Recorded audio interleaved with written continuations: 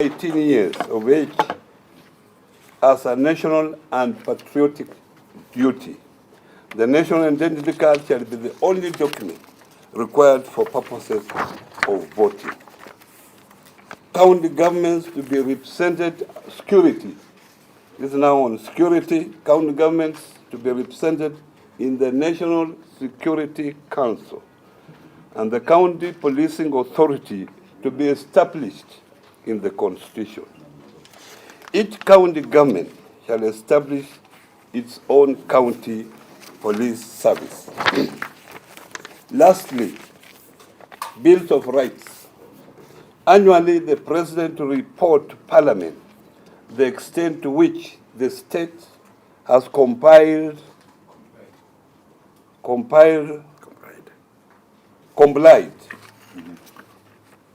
I repeat, annually the President will report to Parliament the extent to which the state has complied for each county with Articles 43, 53, 54, 55, 56, and 57 of the Constitution on the implementation of social economic rights, detailing the programs and the resources applied. Now, as a council, we had a subcommittee that has been guiding us on this particular issue of the amendment of the Constitution. And this particular committee at the Council of Governors has been co-chaired by the Governor Makueni and Governor Meru.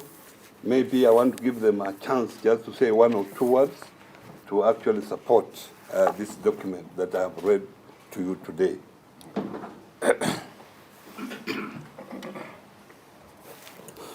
I want to thank you, Mr. Chairman, fellow governors, and my co-chair, Professor Kibuda Kibwana, and members of the fourth estate. We've been working the last 3 weeks or so to develop this proposal, which we are calling Ugatuzi Initiative. The Ugatuzi Initiative is an initiative of the Council of Governors to make proposals for constitutional reform in the light of the possibility that we are going to start a new process of amending our constitution and possibly another referendum.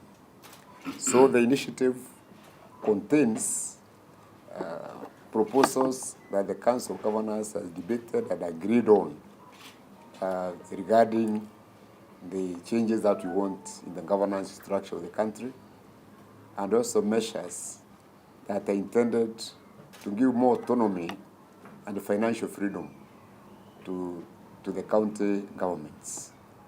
As you know, we have had very, very painful experiences regarding the finances of the programs in our counties, and we want to sort out this once and for all through this constitutional reform. We do know the other initiatives out there, like Punguza, Mzigo. We don't know what's going to be proposed by BBI, but we would like our proposal to be considered by Kenyans alongside all those other proposals. And for us, our main focus is to bring more resources to our counties for the development of our people, because we feel that this is not a matter which we should engage in political play about. It's a matter which can be taken seriously, and we as governors are really serious when we say we need at least 45% of the total national resources coming to our counties, because most of the services, most of the development is required by the people at the grassroots at the county level. So we will be out there marketing our initiative, and we'd like to appeal to all Kenyans to support this initiative. We shall be soon rolling out our program of collecting the 1 million signatures and developing the bill which will finally find its way into the referendum. Thank you very much.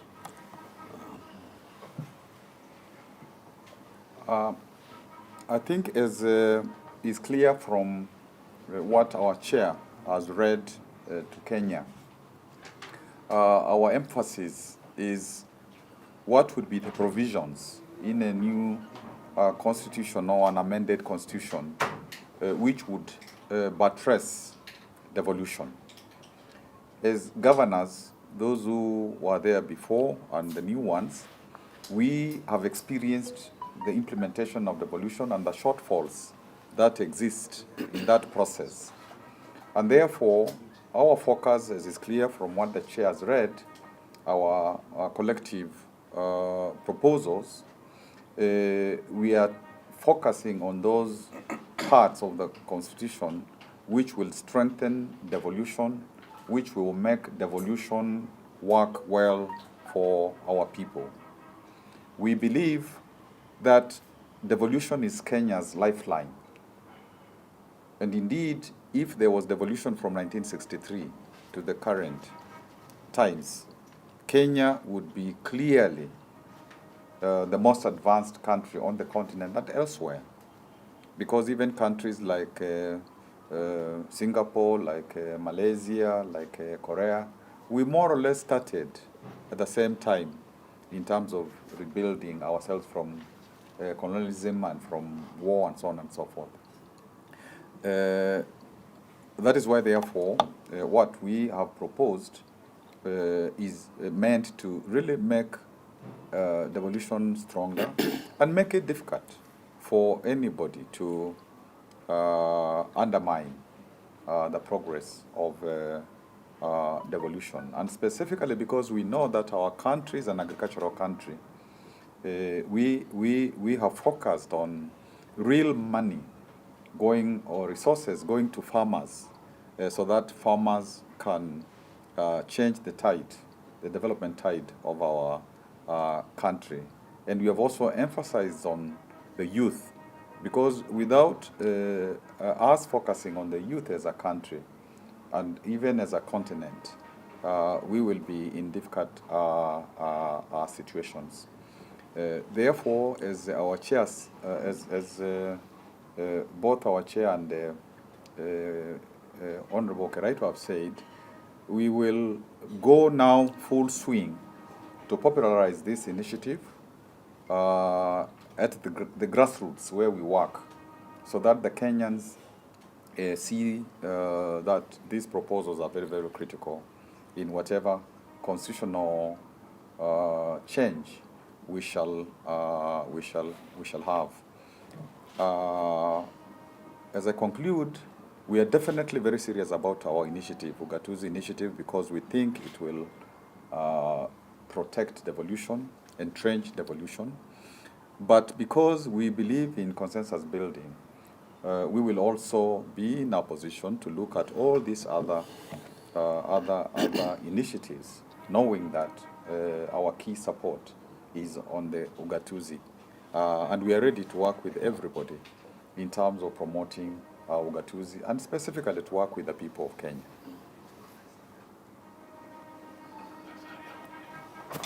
Do you have any question?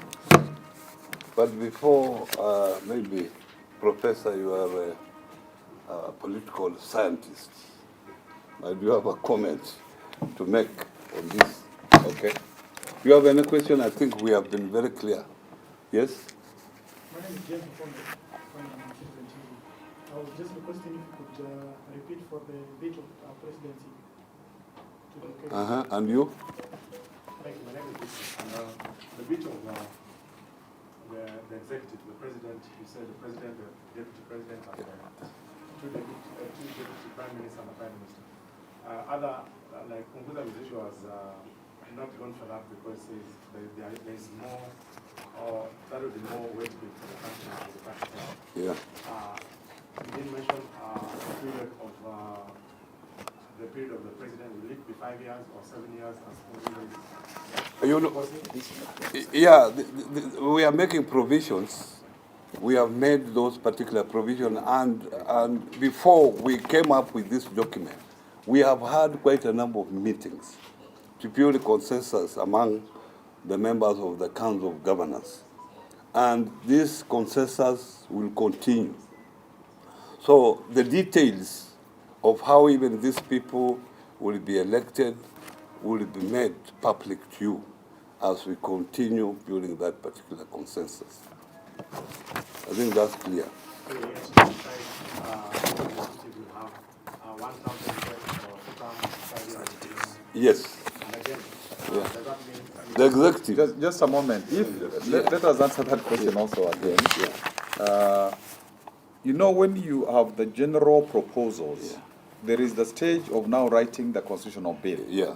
And when you write the constitutional bill, that is when you supply all that other detail. things. Yeah. But for now, because you can't take to the people very Detail. elaborate, all those elaborate things, you take to them the principal statements, and then when now the lawyers do the constitutional amendment bill, which will go before the referendum, we supply that detail.